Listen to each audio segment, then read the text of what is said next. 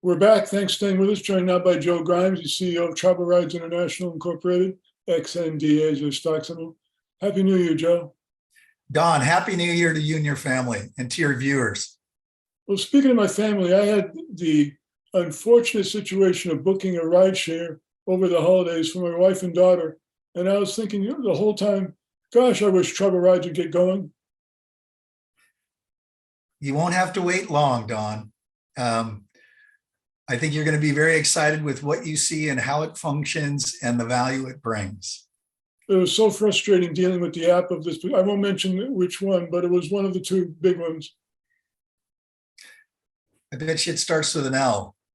But yeah, no, there's right there. They're an entrenched service that's really focused on accounting and the business and not focused on the driver and the rider. And I think that that's very clear. I can say that fairly confidently because recently there have been so many riots and strikes by drivers who are just not happy with the way Uber and Lyft run their business. You're absolutely right. Now, we had a conversation before going on the air about a new term that you were talking about, MaaS, Mobility as a Service. Tell us about that. So for originally, when we got our self-driving patents in 2014, we've been moving the company forward and we've been talking about mobility ecosystems. We've been talking about share rides on an ecosystem. And what we've discovered recently is that there's a new term, relatively new term, that's gaining perspective, and it precisely captures what we've been doing for years. And it's called mobility as a service. And so I pulled the actual definition out, and I'd like to read it. It says, mobility as a service is a type of service that, through joint digital channel, enables users to plan, book, and pay for multiple types of mobility services. Together with emerging vehicular technologies such as automated driving, connected cars, and electric vehicles, mobility as a service is contributing to a new type of future of mobility, which is autonomous, connected, electric, and shared rides. That's what we've been doing. And I think that description really fulfills what we're trying to do. I think you're right. And the biggest word that stuck out with me there was planning. Yeah, and that's something that is challenged by the current shared rides. And it's a cornerstone of our application and our MaaS, our mobility as a service, right? Because people want to have mobility. They want to move from point A to point B. They want to do it in an efficient way that's safe, that's secure, that's reasonable. And I think that that's what we're really bringing to the marketplace. So give us an update. You've got the app, you've got everything going on. What's next?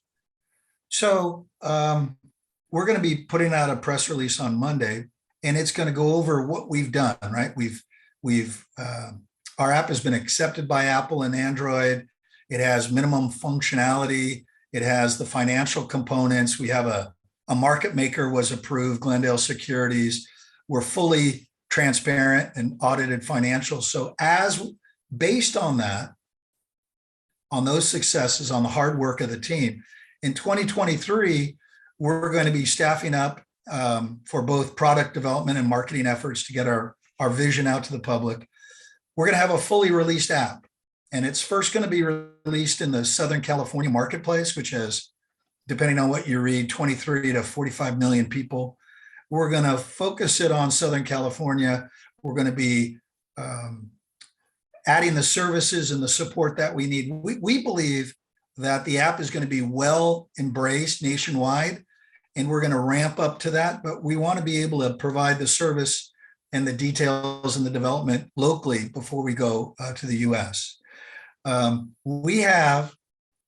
It's an interesting stat. So in 2022, according to the internet, Uber had to pay $250 million for driver incentives to try to keep their drivers, to try to prevent this churn, because drivers simply are not happy with Uber.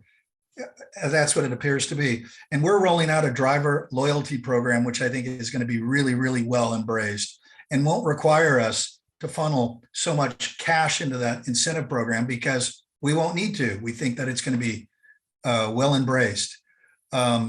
We expect to have a healthy and growing revenue stream this year based on our forecasts. And we hope to transition from OTCPINKs to OTCQB. And I think that's very important for the investor environment. What would you say, Joe, is the biggest advantage to both riders and drivers with your application? Three quick things. First is when I take an Uber from my house to the airport, I never know what the price is going to be. It's all based on surge pricing. The second is I never know who's going to be picking me up. And third is if I like a driver, I can't have a repeat driver unless it's the luck of the draw. So just those three elements in our app are resolved.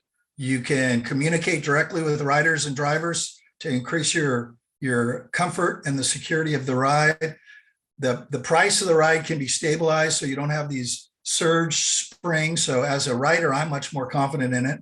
And I can schedule a ride to see if the driver that I want to have to drive me, who I'm comfortable with, is available. And I can schedule it easily online. I guess the fourth is in today's marketplace, we have a lot of different languages that are being spoken: Spanish, Farsi, Chinese, German, French. And our application, unlike Uber and Lyft, allows those drivers and riders to communicate in their native languages. And we think that's very important. Yeah, that was an issue I had with the booking I tried to put together. And I was trying to schedule a booking, and it was just so incredibly frustrating. Yeah, we hope. Our planning, our preliminary market research says that this is going to be well received. So those are the advantages to the riders. How about the drivers? We think that with stable pricing, with scheduled rides and riders, that the drivers won't be uncomfortable picking up riders, right? Every time a driver picks up a strange rider, he doesn't know the shape of the rider. He doesn't know the relationship associated with it. Is he drunk? Is he not drunk? Is he going to be there? So the drivers are going to really appreciate repeated rides. Stable pricing in which the driver will be able to retain more of that revenue, I think is a strong incentive. Without any special different incentives from us, they'll be able to generate more revenue.